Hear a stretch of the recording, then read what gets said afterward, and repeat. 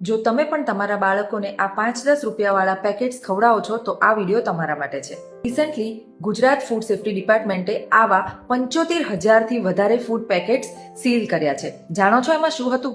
આ પેકેટ્સમાં જોવા મળી છે બેન ઇન્ડસ્ટ્રીયલ ડાઈઝ અને dangerously high amount of 3 to 5x salt અને બેડ ફેટ, જે તમારા બાળકની કિડની અને લીવર માટે ખૂબ જ હાનિકારક છે. જનરલી પેરેન્ટ્સ એવા એક્સક્યુઝ કરતા હોય છે કે બાળકો જીદ કરીને આ પેકેટ્સ માંગે છે એટલે અમારે આપવા પડે છે, પરંતુ ફર્સ્ટ ટાઈમ આ પેકેટ્સનો ટેસ્ટ કરાવનાર કોણ હતા? એ આપણે પેરેન્ટ્સ. મારી બધાને હાથ જોડીને વિનંતી છે કે પ્લીઝ પેરેન્ટ્સ તમારા બાળકોને આ સસ્તા 5-10 રૂપિયાવાળા પેકેટ્સ આપવાનું બંધ કરો.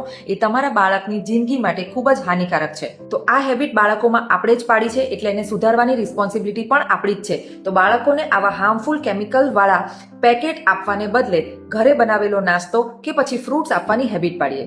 અને જો આપણે આમાં સુધાર નહીં લાવીએ, આવી જ રીતે બાળકોને આવા પેકેટ્સ ફૂડ આપવાનું ચાલુ રાખીશું તો એ દિવસ દૂર નથી કે જ્યારે નાના બાળકોને મોટા રોગ થઈ જશે.